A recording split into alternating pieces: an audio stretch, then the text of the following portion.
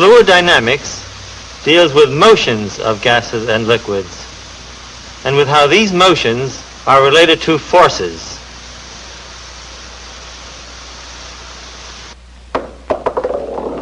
For this film, we have designed experiments in which gravity, electromagnetic, centrifugal, Coriolis, in fact all body forces, as well as viscous forces, are relatively unimportant. The centrifugal and Coriolis forces referred to here are present only in rotating reference frames. The main force, accounting for the fluid acceleration, will be due to normal stresses, to pressures. All the experiments will be in steady flow. This is the test circuit used for many of the experiments. Water from the sump is pumped to the diffuser and into this large low-speed settling chamber. The honeycomb straightens the flow, and these screens reduce the turbulence level. The flow is accelerated by this nozzle into the test section and then discharges back to the sump. Our first experiments have to do with changes of pressure and velocity in the streamwise direction. Our first test section is a contraction of cross-sectional area. This is how it fits to the nozzle. Static pressure manometers are located at the upstream and downstream cross-sections. Now let's look at the experiment. Here is the diffuser, the settling chamber, the nozzle, and the test section. My colleague Charles Kahn is inserting the static pressure manometers. And now he has started the flow.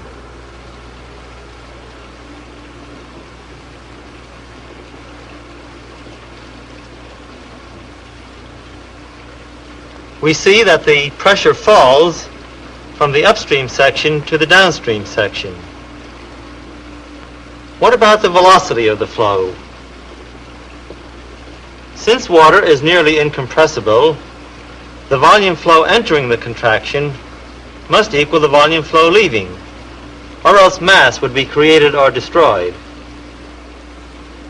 But the volume flow is equal to the average velocity times the cross-sectional area, so the area decrease should produce a velocity increase.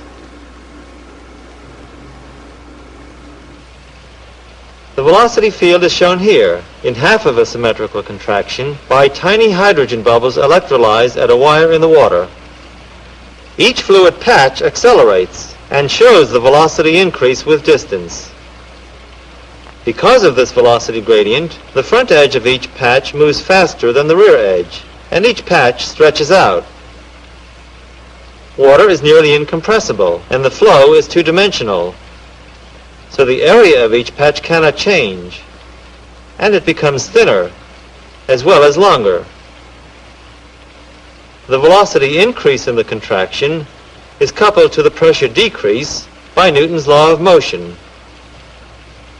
Let's see how. Here, the bubbles mark many streamlines. Let's imagine that this is a typical fluid particle. For thinking physically about the problem, it is helpful to use the streamlines S and the normal trajectories N as curvilinear coordinates. First, let's look at the forces and accelerations along S for the typical fluid particle moving with speed v along S. Here is the particle enlarged. Since there are no viscous stresses, the normal stress at a point is uniform in all directions. It is a scalar, which varies from point to point. The net force on the particle acting along S comes from the difference of pressure on these two faces to the pressure gradient, dP ds. The acceleration along S is related to the convective increase of velocity as the particle moves along S, and, in Eulerian description, is equal to v dv ds. From Newton's second law, force per unit volume equals mass per unit volume times acceleration, we get Euler's equation of steady motion along the streamline. This minus sign tells us that a velocity decrease in the streamwise direction is accompanied by a pressure increase, while conversely, a velocity increase is accompanied by a pressure decrease.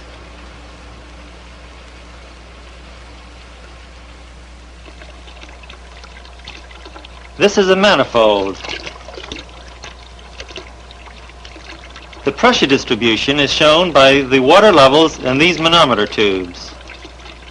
With the bleed valves closed, the average water velocity is the same at all cross sections, and there is a very slight pressure drop due to viscous forces.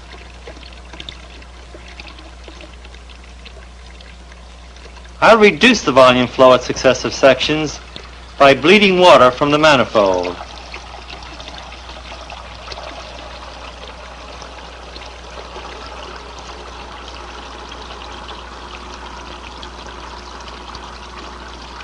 The pressure now rises. Since the area is constant, the velocity is proportional to the volume flow. Therefore, the velocity decreases. It is this streamwise deceleration which produces the streamwise rise in pressure.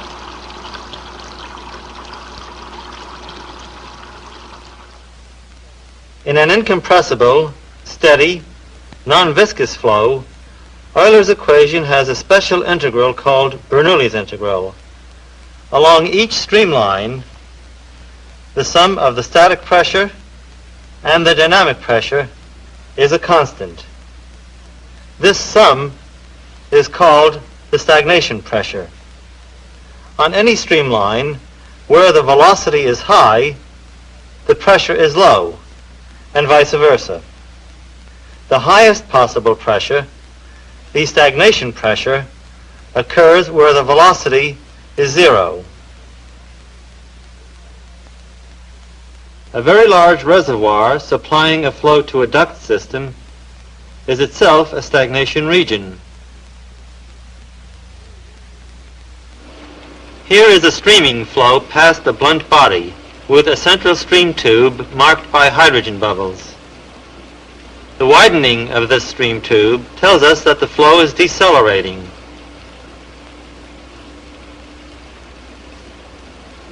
The singular point where the central streamline reaches the nose is a stagnation point. The speed is zero there. On both sides of the unique stagnation streamline, the fluid decelerates, but not to zero speed, and then slides around the sides. The stagnation point is put to practical use in a pitot tube. The hole at the nose measures the stagnation pressure of the particular streamline reaching the hole. We've placed pitot tubes at the upstream and downstream cross sections of the contraction, and these are the static pressure manometers we had before. The difference between the stagnation pressure and the static pressure is the local dynamic pressure. So this is a way of measuring velocity. Because of the area contraction, both the dynamic pressure and the static pressure change. But the sum of the two, the stagnation pressure, remains constant, which is what Bernoulli's integral told us. Bernoulli's integral also explains how we can produce suction by blowing.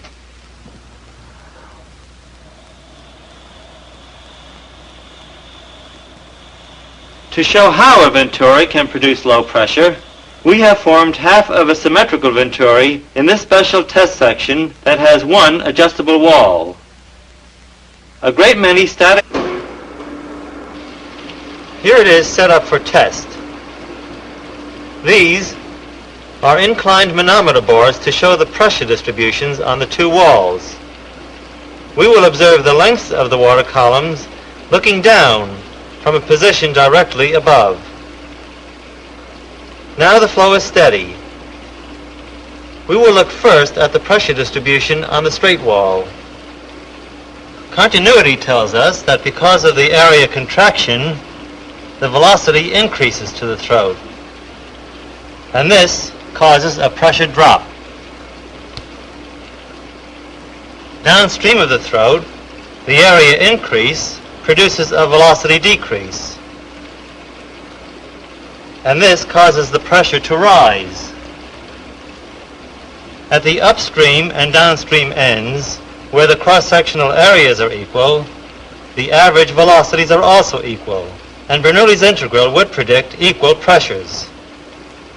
But the downstream pressure is actually somewhat less than the upstream pressure. This difference is due to viscous boundary layers, whose behavior we must always keep in mind, even when we pretend viscosity is absent.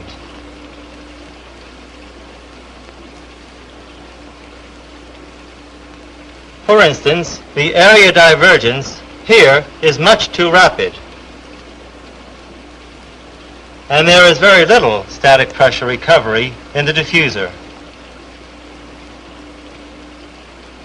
Far less than before. Even a very small amount of viscosity, if it leads to boundary layer separation, can produce very large changes from a truly non-viscous situation.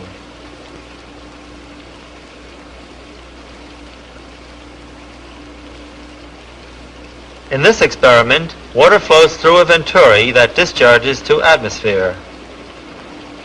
As we increase the flow, all pressure differences increase with the square of the velocity, and the pressure at the throat decreases.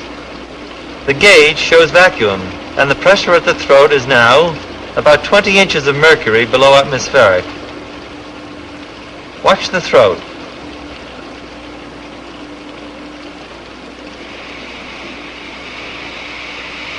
These patches that form are actually steam. This is cavitation.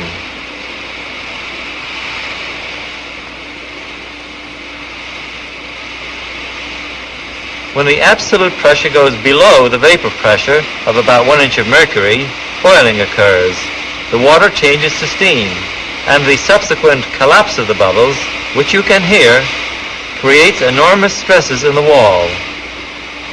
Mechanical stresses owing to the implosive collapse of cavitation bubbles on a surface do great damage to hydraulic machinery and to marine propellers.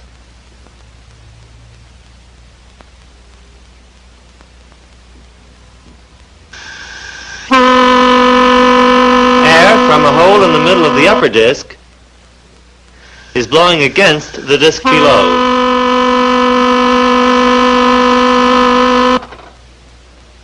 To see how we could lift that plastic disc by blowing against it, we've instrumented this plate with pressure taps attached to manometer tubes below.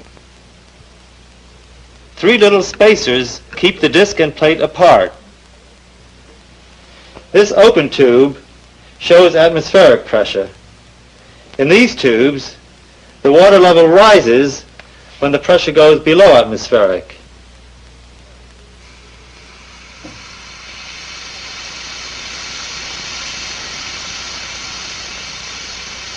At the axis, the pressure is greater than atmospheric by an amount equal to the dynamic pressure of the air jet.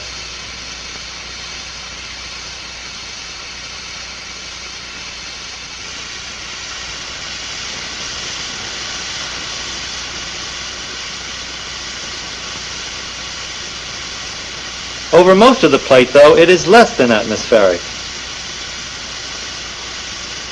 and rises to atmospheric pressure at the outer edge. The reason for this is that the through-flow cross-sectional area between the discs increases with radius. This area increase causes a fluid deceleration, and by Bernoulli's integral, a pressure rise. Actually, the viscous forces in the narrow gap are by no means negligible.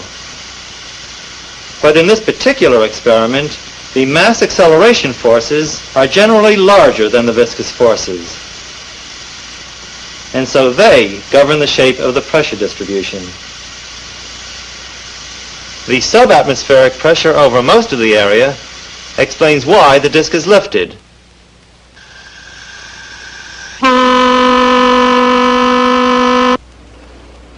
Our flexible wall rig now is in the form of half of a rapid symmetrical contraction. We've discussed the relation between pressure and velocity changes along the streamline. But see how different the pressure distributions are for the two walls. To understand this, we must now think of the particle dynamics normal to the streamlines. This again is our system of streamline coordinates. At this point on the particle trajectory, the radius of streamline curvature is r.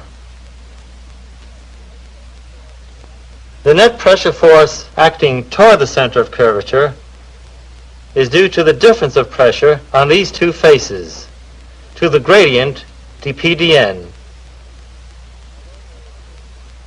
Although there is no velocity along n, there is an acceleration, v squared over r, toward the center of curvature. Setting force equal to mass times acceleration, we get Euler's equation of motion normal to the streamline.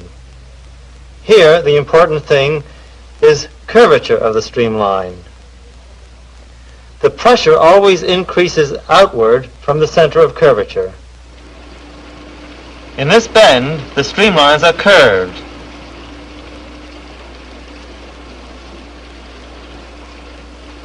This is a set of 3 static pressure manometers in the straight section approaching the bend. This set is in the middle of the bend, and this set in the straight section following the bend. In the upstream straight section, the streamlines are virtually straight, and the 3 manometers show no pressure variation normal to the streamlines. This tall tube shows the stagnation pressure in the large upstream settling tank. The difference between this stagnation pressure and the static pressure at the upstream tubes gives a dynamic pressure of about 11 inches of water.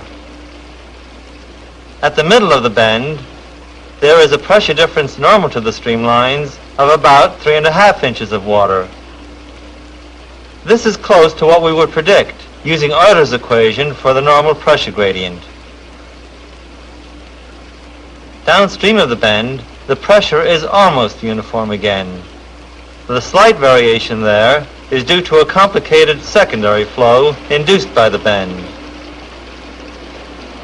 As we increase the flow, all the pressure differences also increase, according to the square of the velocity. But the pressure difference due to curvature remains a constant fraction of the dynamic pressure.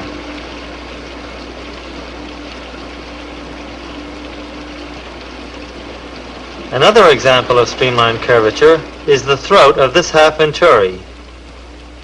The throat pressure at the curved wall is considerably less than at the straight wall because of the streamline curvature. When we use venturis for flow measurement, the pressure we measure at the wall is therefore not the average pressure at the throat. That is one reason for calibrating venturi meters.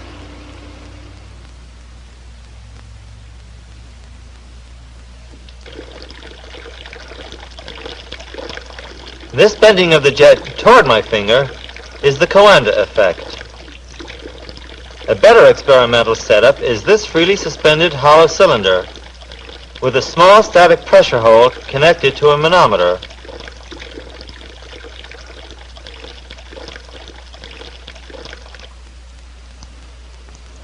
Since the streamlines are curved, there must be a normal pressure gradient, with the pressure at the cylinder surface less than the atmospheric pressure at the outside boundary of the jet.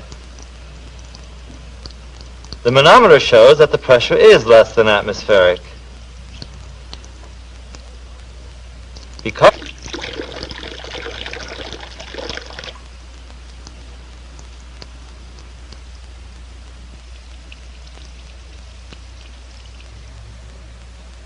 now the manometer is balanced again.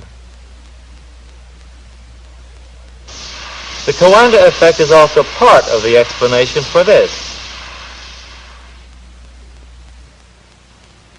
So far, we've looked separately at the pressure gradients along and normal to the streamline. To understand a complete flow pattern, however, we must consider both of these. And of course, we must also consider the equation of continuity to ensure that mass is conserved.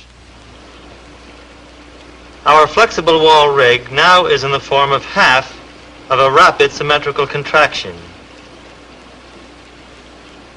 Upstream, the pressures are equal on both walls. Downstream, they are also equal, but lower.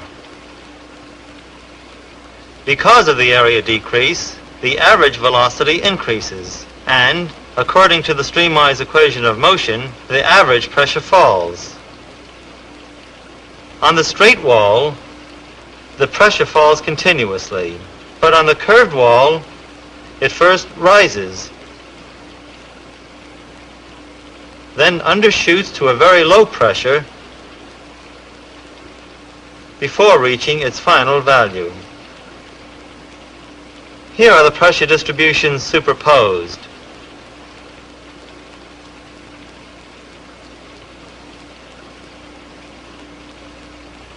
Let's see how these pressure distributions may be predicted by the two dynamical equations and the equation of continuity.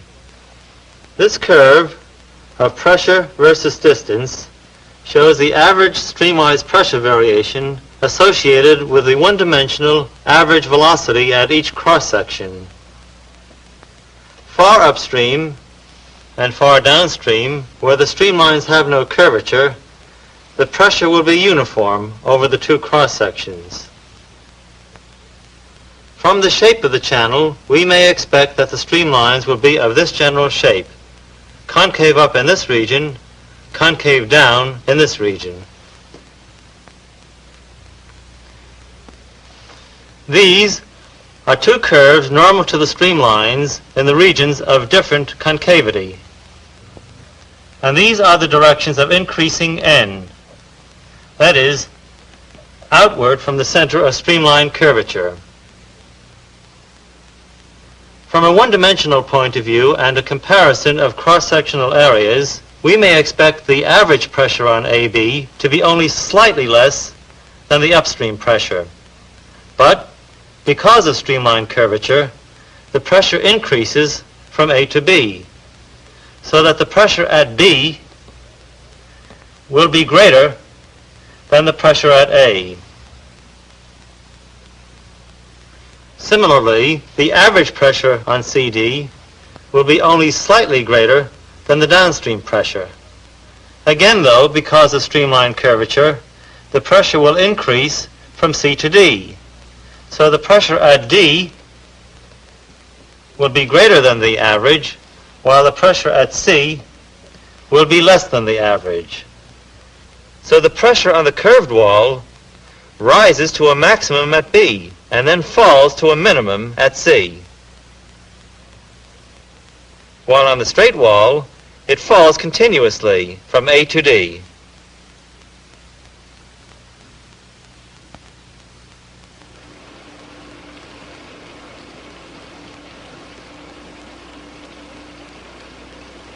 According to Bernoulli's integral, which in this case has the same value for all streamlines, the velocity is a minimum where the pressure is highest, and it is a maximum where the pressure is least.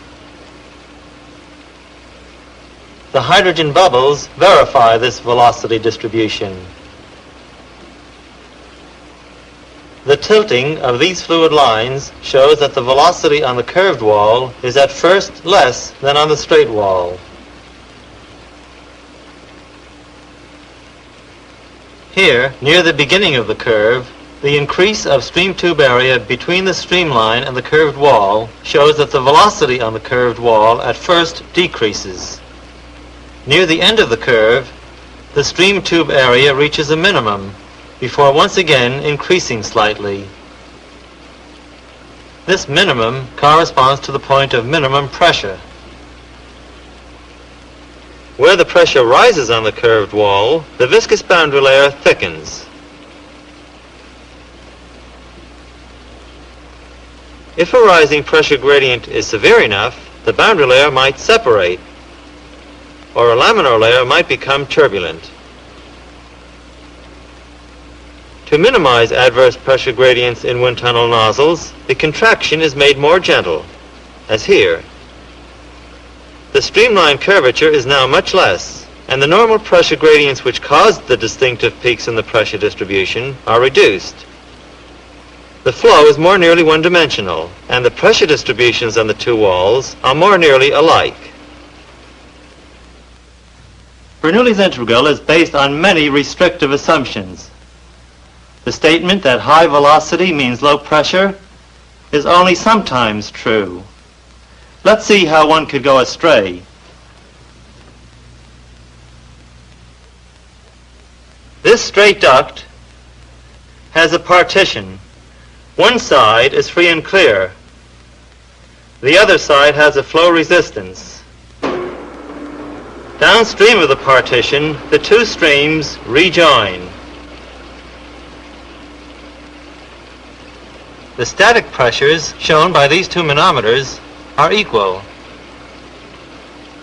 If you used Bernoulli's integral, you might conclude that the velocities of the two streams are also equal. Let's see. These are stagnation pressures, read by pitot tubes. From the two dynamic pressures, we see that the velocity downstream of the obstructed passage is less than for the clear passage. The reason Bernoulli's integral cannot be used here is that we are dealing with different streamlines. Because of the confinement of the channel walls, the streamlines are straight, with no curvature, and no normal pressure gradient. So the pressures on the two sides are the same, even though the velocities differ. For the same reason, the pressure across a viscous boundary layer is virtually constant.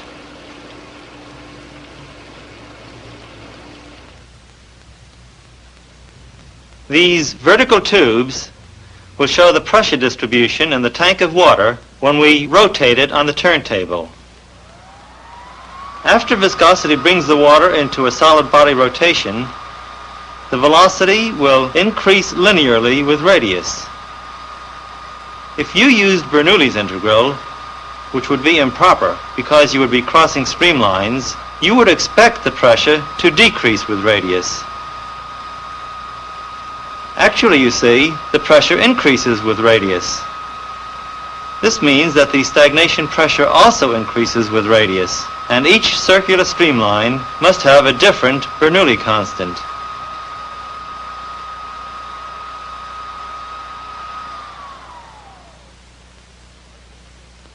The right way to look at this is with our familiar equation relating to streamline curvature. The outward radial pressure rise produces the net force which accompanies the centripetal acceleration.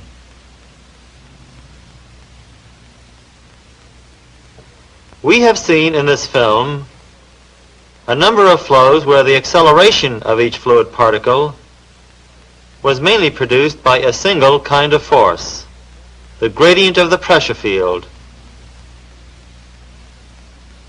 Finally, we must remember that we have left out many forces: gravity, electromagnetic, and so on. If these were present, the pressure field would have to balance them, as well as the inertial forces.